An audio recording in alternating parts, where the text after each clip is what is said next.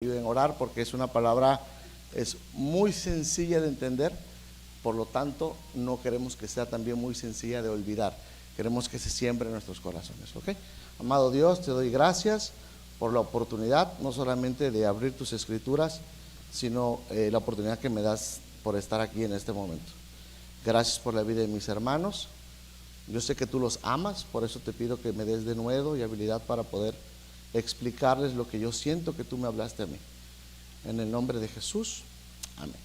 Ok, como les comentaba, cada palabra tiene una sazón diferente, una versión única y una forma de explicarse. El día de hoy no es la excepción. Yo quiero preguntarles a todos los que están aquí, los conozco, bueno, desde hace más o menos 12 años que tengo que llegar aquí. Yo sé que muchos de ustedes saben quién es Pablo y saben quién es Saulo, ¿verdad? O quién fue Saulo y quién fue Pablo. ¿Algunos de ustedes recuerdan el nombre de Ananías? Yo busqué en la Biblia, hay dos historias de dos Ananías que son diferentes. La primera es un Ananías que vendió una propiedad, ¿cierto?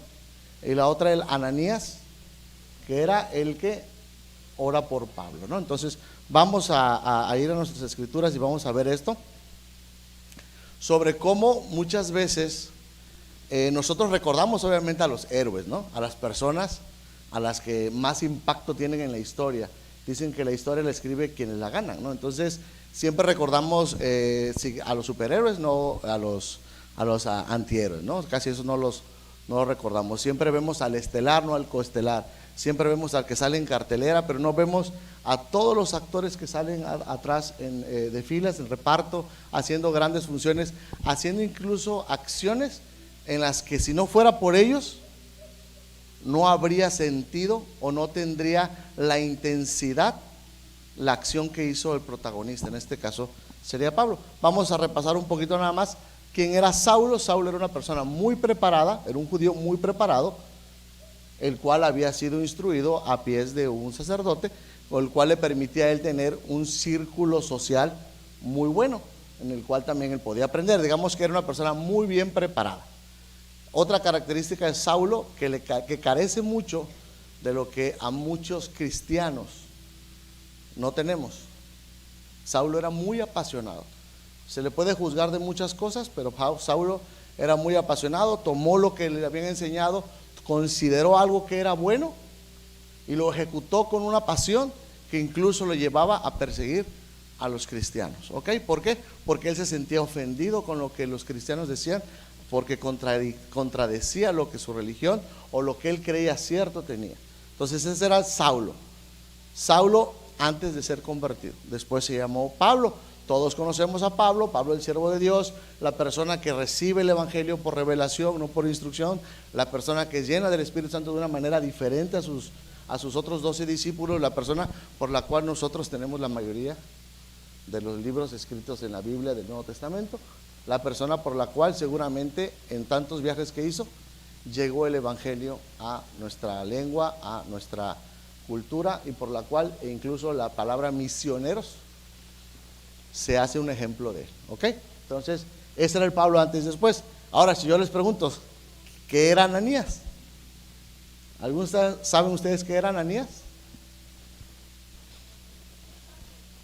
¿Un sacerdote?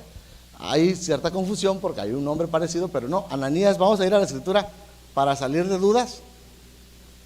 ¿Quién era Ananías? Quiero invitarlos, este versículo ustedes lo han leído, se enseña a los niños, se enseña también en casas de estudio, está en Hechos 9. Se lo voy a leer en el contexto del 9 hasta el versículo donde quiero llegar, para que ustedes entiendan un poquito más de lo que estaba pasando en ese momento.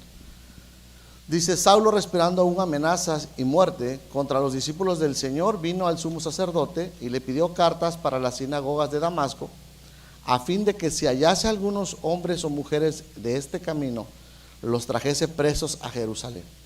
Mas yendo por el camino, aconteció que al llegar cerca de Damasco, repentinamente le rodeó un resplandor de luz del cielo, y cayendo en tierra oyó una voz que decía: Saulo, Saulo, ¿por qué me persigues? Él dijo: ¿quién eres, Señor? Y él dijo: yo soy Jesús, a quien tú persigues. Dura cosa te es dar coces contra el aguijón. Y él, temblando y temeroso, dijo: Señor, ¿qué quieres que yo haga? Y el Señor le dijo: levántate, entra en la ciudad y se te dirá lo que debes de hacer. Como ustedes ven aquí, cuando Dios quiere algo, va a cumplir ese propósito. Dios no deja nada a medias. Y cuando hay cosas tan importantes, incluso Dios se puede personalizar y hablar directamente con una persona, sea quien sea esta persona, en el estado donde esté. Le interesa, Dios va a tratar contigo. Dios trata contigo cada día de muchas formas y de formas que uno a veces no se imagina. A veces en lo económico, a veces en lo espiritual, a veces en lo religioso, a veces en el orgullo. De muchas formas va a tratar con nosotros. Lo que aquí quiero yo resaltar es en el versículo 6. Dice: él, temblando y temeroso, dijo: Señor, ¿qué quieres que yo haga? Saulo tenía muchos defectos a nuestros ojos, pero a los ojos de Dios tenía una gran virtud. Saulo obedecía, Saulo escuchaba, Saulo era sensible a la palabra de Dios. Era tan sensible que cuando Jesús le habló, ni siquiera negó la presencia de Jesús. Saulo, después de haber seguido a tantas personas en pos de acabar con los cristianos, reconoce simplemente con escuchar la voz de Jesús y le dice: Señor, se somete. Esa es una gran virtud que ya tenía Saulo, el Saulo que nosotros conocemos como el Saulo perseguidor de cristianos. Él reconoce a Jesús. Por eso yo te quiero invitar ahorita a que tú en cada momento, y te lo decía al principio, en el que Dios te hable, tú te sensibilices, tú le des la importancia de vida al llamado de Dios hacia tu vida, en cualquier palabra, por sencilla que sea o por sencilla que sea la persona que te la esté dando, o más aún si es de parte directa de Dios. A muchos de ustedes nos ha pasado en sueños, en las noches, nos están incomodando alguna palabra, algún mensaje, alguna lectura bíblica. Es Dios que nos está hablando. En ese momento tenemos que conectarnos y decirle a Dios o a Jesús o al Espíritu Santo, que es con el que tenemos ahorita interacción nosotros: ¿qué quieres que yo haga con lo que tú me estás hablando? Porque es muy importante la obediencia. Y dice más adelante, va viendo estas características de Saulo. Dice: y los hombres que iban con Saulo se pararon atónitos, oyendo la verdad, la voz, mas sin ver a nadie. Entonces Saulo se levantó de tierra, abriendo los ojos, no veía a nadie, así que llevándole por la mano le metieron a Damasco, donde estuvo 3 días sin ver y no comió ni bebió. Había entonces en Damasco un discípulo llamado Ananías. Aquí vamos a ver todas las virtudes que tenía Ananías, en un versículo, en una palabra. ¿Qué era Ananías? Un discípulo. Todos los hemos aprendido en cursos bíblicos que la palabra discípulo significa básicamente hacer lo que hace tu maestro. Eso significa discípulo. Ananías hacía lo que hacía ¿quién? Su maestro. ¿Y quién era su maestro? Porque dice que era discípulo de Jesús.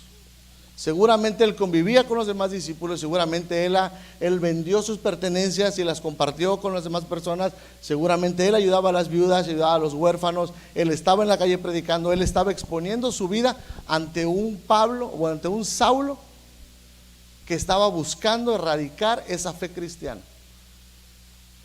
Ese era Ananías. Vean cómo la palabra discípulo en este momento engrandece a una persona con un título superior a lo que era un discípulo de un sacerdote. Porque nosotros conocemos a Saulo grande. Saulo era tan sabio que pidió permiso por escrito al distrito donde iba para poder apresar a personas. Saulo no iba a incumplir ninguna ley.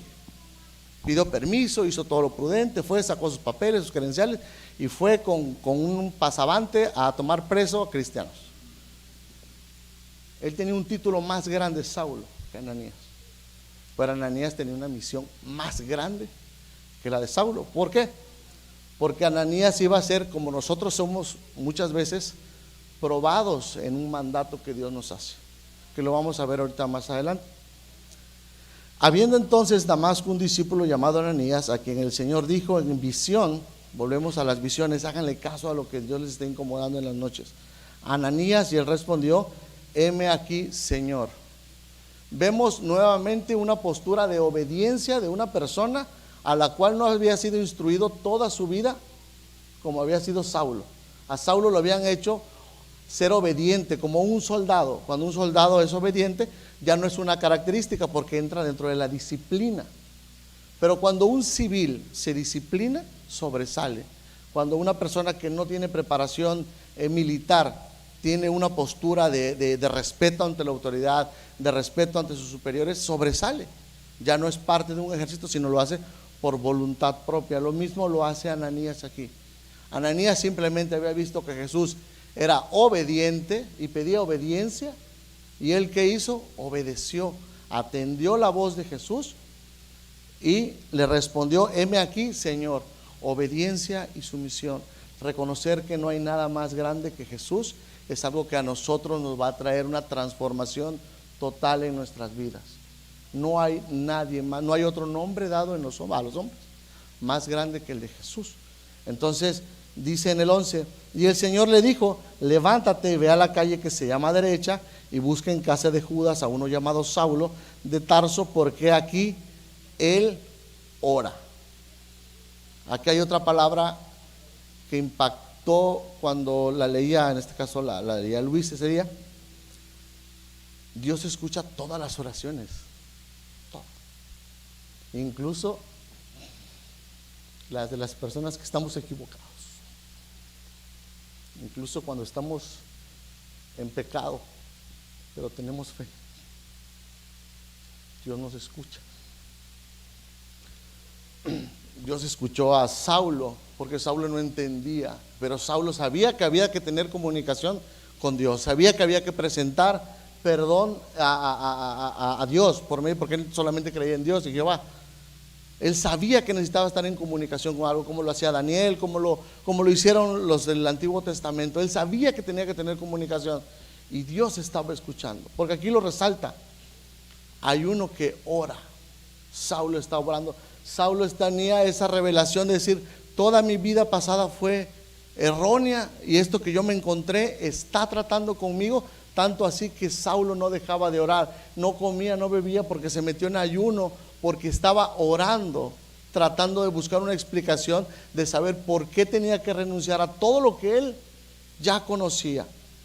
Y es aquí donde es importancia de que ustedes en todo momento, sobre todo los jóvenes, busquen la presencia de Dios como un refugio de protección ante el desprecio de la familia, ante el exceso de autoridad de los padres, ante el ataque que están teniendo del mundo completamente. Dios escucha todas sus oraciones.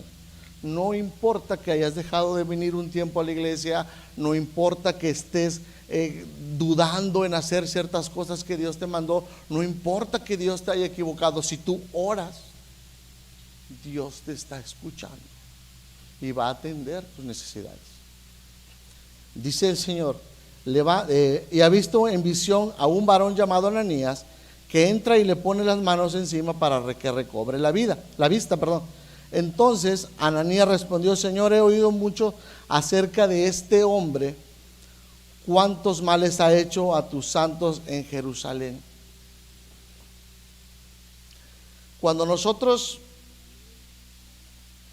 recibimos una palabra, recibimos un mensaje, o sabemos que hay una palabra que va a invitar a otras personas a un cambio, nosotros trabajamos con nuestros prejuicios.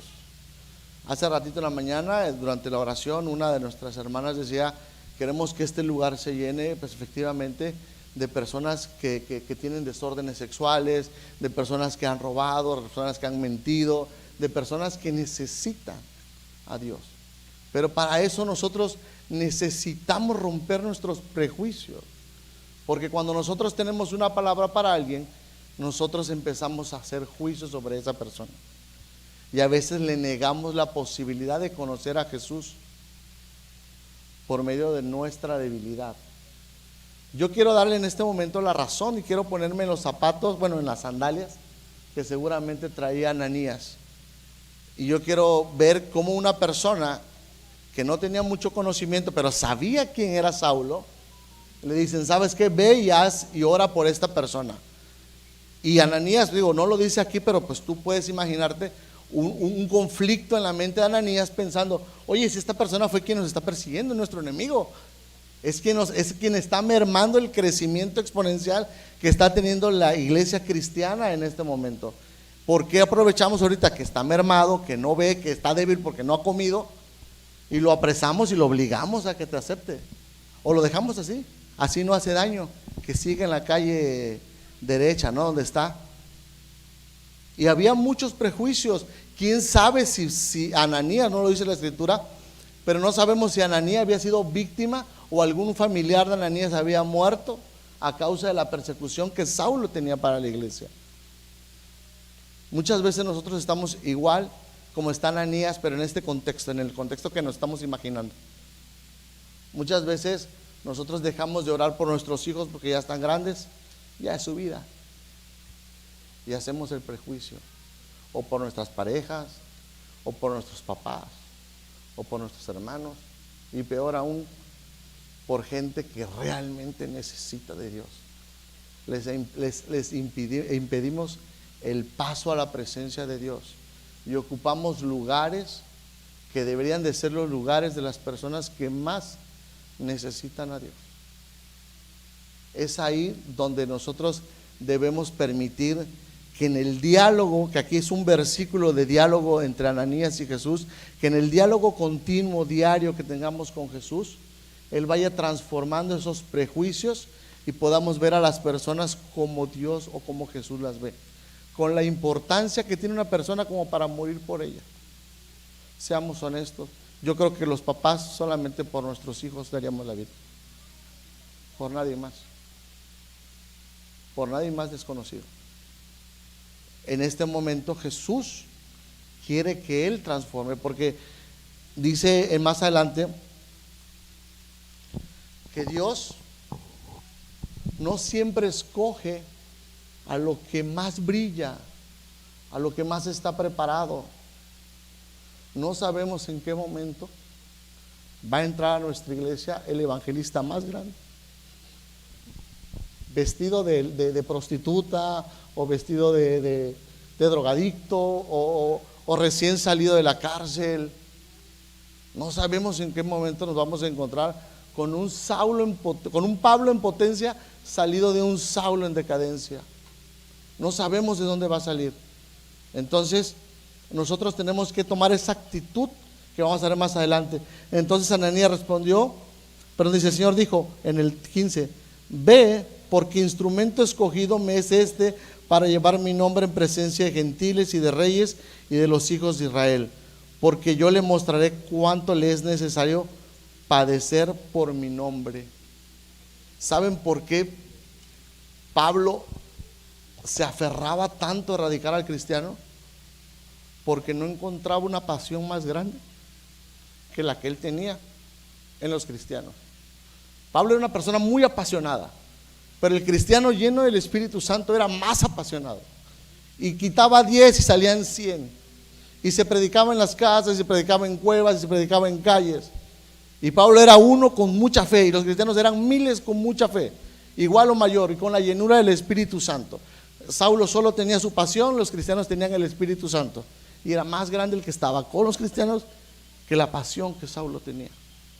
Y esa pasión es la que debemos de tener nosotros para ver a las personas en esos tiempos, porque son tiempos realmente malos, en los cuales nosotros tenemos que referirnos a la gente con la pasión que tenía Ananías y los cristianos de esa época. Dice el 17, fue entonces Ananías, y entró en la casa, poniendo sobre él las manos, dijo, hermano Saulo, el Señor Jesús se te apareció en el camino por donde venías, me ha enviado para que recibas la vista y seas lleno del Espíritu Santo. Aquí hay una palabra clave en esta escritura. Cuando Ananías llama a Saulo y le dice hermano, algo pasó entre el versículo 15 y 16. Digo, aquí son letras, ¿no? Pero yo imagino que en el momento en el que Jesús habla con Ananías, Ananías digiere lo que tiene que hacer, decide obedecer y camina hacia a donde Jesús lo envió. En ese momento, en el corazón de Ananías hubo un perdón real y genuino hacia una persona que le había hecho daño. Bueno, todos son familia, porque realmente todos los judíos son familia, pero hay una persona a la que le había hecho daño a su congregación. Y fue, y no solamente le dijo, bueno, vengo porque Jesús me mandó. Viene y le dice, eres ahora parte de mi familia, eres mi hermano. Es una palabra que nosotros, sobre todo en México, a los que nos ven en las diferentes partes de la República, hemos abaratado mucho, ¿no? Porque de repente le decimos hermano a todos, ¿no? O a cualquier persona. Pero la palabra hermandad tiene que ser por un vínculo sanguíneo, ¿no? O por un vínculo, y nuestro vínculo sanguíneo es la sangre de Jesús. Todos somos hermanos por la sangre de Jesús, no porque seamos hijos de los mismos papás. Pero entonces en este tiempo Ananías hace algo que a nosotros nos está mermando como congregación y como personas. Nuestros prejuicios llevan a que nosotros no perdonemos a las personas, o perdonamos y no olvidamos. Y eso está haciendo que la palabra no esté llegando a la persona a la cual nosotros tenemos que conquistar con nuestro testimonio de perdón. Pasa en nuestra casa con nuestras parejas, pasa con nuestros hijos también en nuestra casa, pasa con nuestros jefes, pasa con los que hacemos negocios, pasa con los que nos ofenden, con nuestros maestros, con todas las personas que estamos conviviendo diariamente. No hemos aprendido a perdonar de la forma brutal en la que de un camino a otro, Ananías entiende que es de parte de Dios que viene el perdón, que tiene que soltar el perdón, que tiene que renunciar a sus prejuicios y llamarle a la persona que lo perseguía hermano. Le está diciendo, ahora tú eres bienvenido a lo que tú nunca podías conocer, porque Saulo nunca iba a tener acceso al Espíritu Santo de esa manera como estaba viviendo, ¿no? Y entonces le dice, mira, te vamos a revelar la pasión que tú no entiendes. ¿Por qué el cristiano está dispuesto a morir? Porque todos somos hermanos. ¿Por qué no vas a poder erradicar esto? Porque el Espíritu Santo enciende el corazón de todas las personas, y cada uno de los cristianos que muere tiene la confianza de que se van a descansar con el Señor. Y después, más adelante, él escribe también, ya que después con el bagaje de su ministerio, con la llenura del Espíritu Santo, que ya para él el morir era ganancia. Entonces eso lo aprende Ananías desde aquí y empieza a perdonar. Así que yo les invito, si ustedes se quieren llevar una palabra a su casa el día de hoy, es aprendan a perdonar para que Dios haga grandes cosas en ustedes. No necesitan ser eruditos en la palabra, no necesitan ser grandes sacerdotes, grandes evangelistas para hacer grandes cosas. Tan solo con lo que hizo Ananías, hacer lo que hace tu maestro, que hizo amar y perdonar. Básicamente Jesús vino a perdonarnos, vino a restaurar, vino a recuperar lo que se había perdido. Dice más adelante, al momento le cayeron de los ojos como escamas y recibió al instante la vista. Levantándose fue bautizado, y habiendo tomado alimentos recobró fuerzas, y estuvo Saulo por algunos días con los discípulos que estaban en Damasco. Algo que no hubiera pasado si alguno de los que estamos aquí hubiera recibido el llamado y con nuestros prejuicios no le hubiera hablado a Saulo. Ni siquiera era necesario llevarle una palabra, hacer una predicación, no. Era simplemente ir y cumplir con lo que nosotros sabemos que es verdad. Cristo murió por ti, Cristo te ama. Y en ese momento las escamas de las personas de las que nosotros visitemos caerán de sus ojos, y posiblemente ellos mismos pedirán ser bautizados, y serán bautizados en agua y serán bautizados en espíritu. Pero es necesario que nosotros hablemos sin prejuicios, quitemos esos argumentos que tenemos. Dice la Escritura también que nosotros, después de haber aprendido a perdonar, tenemos que aprender a dar. No significa simplemente, ok, ya no lo veo, no me duele. Tenemos que completar la misión que Dios nos dio. Nosotros manejábamos una visión de la iglesia que era hacer y hacer discípulos de Cristo. Se va modificando conforme va avanzando las necesidades de la iglesia, pero es un llamamiento hacia todos los que hemos aceptado a Jesús. Hemos recibido de gracia, tenemos que dar de gracia a las personas. Tenemos que extender el reino de Dios. Tenemos que llegar a las personas, sobre todo a las que son más cercanas a nosotros. Pero también tenemos que tener el entusiasmo de ir hacia las personas que nosotros consideramos que en algún momento nos hicieron daño. Aquellas personas a las que nos lastimaron, porque todos tenemos heridas en el corazón. Todos fuimos despreciados en algún momento. Y no lo digo yo, lo dice la Escritura, porque así nos recogió Jesús. Fuimos despreciados de algún lugar. Fuimos no gratos en algún lugar. Fuimos, no fue dado nuestro valor como ser humanos en algún lugar. Y en ese momento fue que vino Jesús y dijo, yo te compré, yo pagué por ti. Entonces ahí es donde nosotros tenemos que entender que en la misión que nosotros vamos a cumplir es muy importante desde el lugar donde estamos, jóvenes o ancianos. Hace algunas semanas nuestro pastor decía, no porque seas un anciano Dios te va a rechazar. En ese momento tú tienes la valentía y el coraje que te dan los años para acercarte a las personas, para que haya un Pablo, tiene que haber un Ananías. Alguien del mundo va a llegar a ser un hijo de Dios porque va a haber un Ananías que va a hablar, que va a dar la palabra, que va a ser obediente a Dios. Que no es que va a llegar un mensaje preparado que va a impactar las naciones, no, a una persona, porque tú vas a sembrar una semilla y el crecimiento lo va a dar Dios. Ananías se le reveló que era instrumento necesario Pablo para hablar a los gentiles, pero no le dijeron a Ananías la calidad de apóstol que iba a ser Pablo. Es más, creo que si se lo hubieran explicado no lo dimensionaría. No sabría que 2000 años después, en un continente diferente, en una lengua y en una cultura diferente, se iba a estar hablando de ellos dos por el simple hecho de haber escuchado y obedecido y ejecutado lo que se les ordenó hacer, porque los dos obedecieron. Pablo después, todos los conocemos, nos hace entender algo que dice Isaías 55:11, que básicamente la palabra nunca regresa vacía.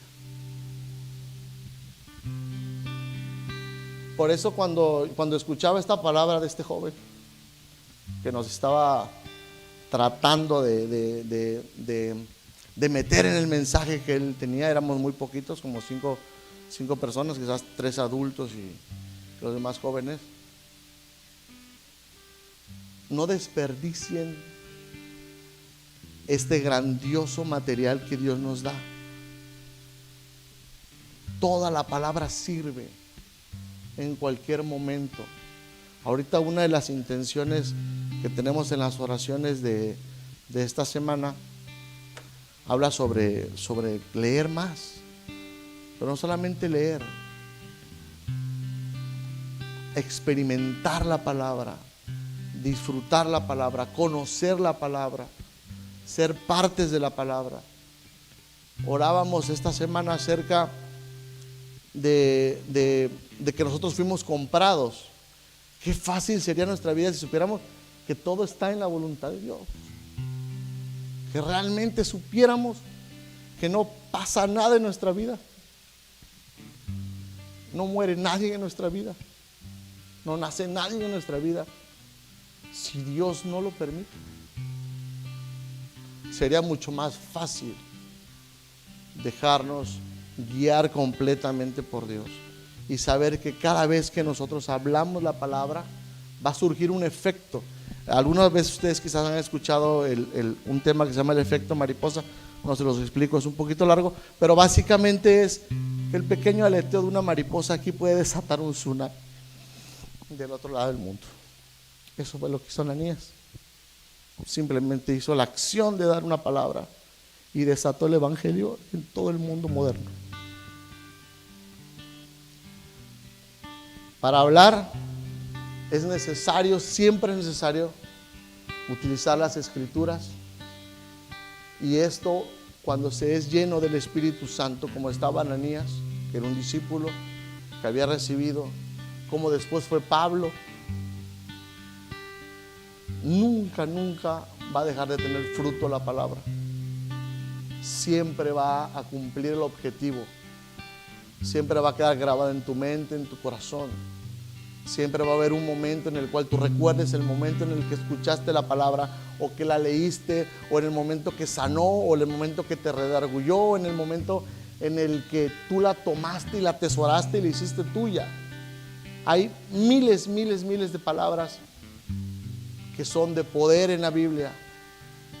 Nosotros hemos experimentado solamente algunas, y con esas nos ha bastado para atesorar las escrituras de Dios.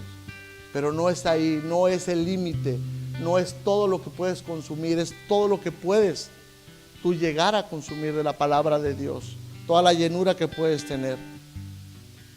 Nosotros debemos de darle el trabajo duro y pesado a Dios. Nuestro trabajo es sencillo, nuestro trabajo es fácil y ligero. La carga, así dice Jesús, mi carga es ligera. Si entendemos que el que va a pelear nuestra batalla es Él, si nosotros conservamos nuestra paz, Él va a librar nuestras batallas. Yo quiero invitarte en esta mañana que te pongas un momento de pie, porque hay cosas que tienen que cambiar a partir de que tú recibes una palabra. Yo quiero invitarte primeramente a que dejes tu prejuicio fuera, que prejuicio parece mucho a religión, y Jesús no vino a instituir una religión, sino una forma de vida, una forma de salvación, una forma de llevar la vida eterna. Quiero orar con ustedes, porque yo también tengo prejuicios, para que dejemos fuera nuestros prejuicios de la iglesia, de nuestros corazones, de nuestras casas, porque en algún momento nuestros hijos llevarán jóvenes con muchos problemas, y si lo primero que hacemos es tratarlos con el prejuicio de que no te juntes con ellos, en lugar de hablar con nuestros hijos y fortalecer los valores en casa para que ellos rompan también con esas ataduras que tienen con sus amigos, estaremos haciendo el trabajo que hizo Ananías. No sabemos cuándo va a llegar a nuestra casa un apóstol, un pastor, un evangelista, la próxima persona que llevará a otro continente, en otro idioma, la palabra de Dios. Y por último, que ustedes nunca desestimen la palabra y los mensajes que se le dan aquí, o en sus casas, o lo que están escuchando. Amado Dios, yo te doy muchas gracias, porque en esta mañana no solamente me has permitido expresar lo que siento que tú me has dicho, Señor, sino que has sanado mi corazón, como lo has venido haciendo desde hace 12 años.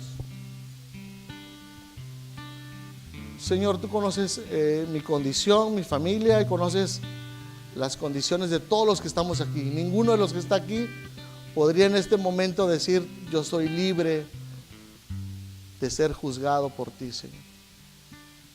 En algo, Señor, seguramente te hemos fallado. Principalmente creo que coincidimos todos, porque hemos desatado juicio sobre tu creación, juicio, Señor, sobre lo que tú amas, juicio por lo que tú diste tu vida, Señor.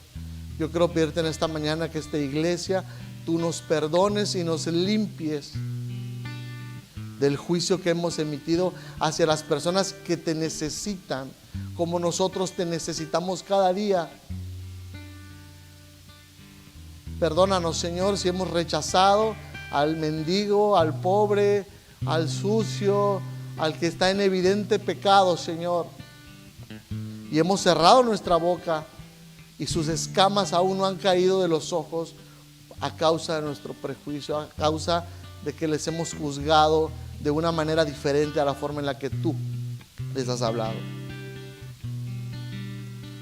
Te pido perdón, Señor, y te pido que escuches a esta iglesia.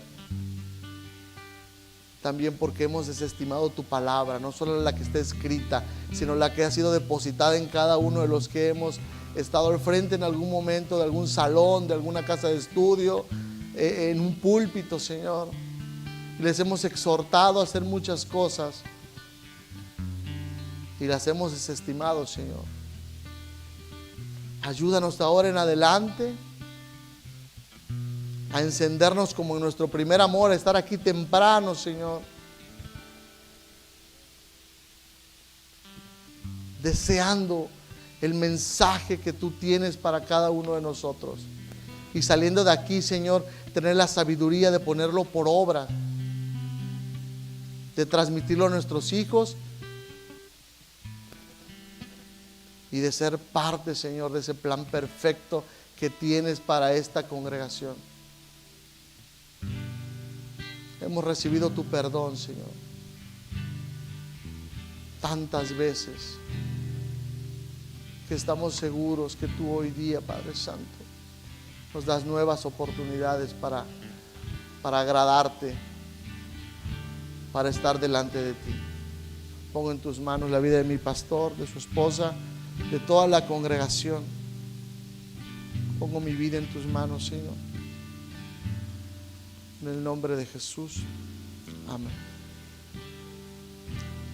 No sé si alguien nos visite por primera vez, alguien que no haya estado aquí durante el alabanza, que no haya llegado. Si todos son de casa, pues muchas gracias por el tiempo que han prestado a la palabra. Y si por alguna razón habías dejado de llegar, habías dejado de conectarte con Dios en algún momento, ese es un gran momento para que tú recibas el abrazo de tu familia. Como vimos hace ratito, eres hermano de nosotros por Cristo Jesús. Muchas gracias.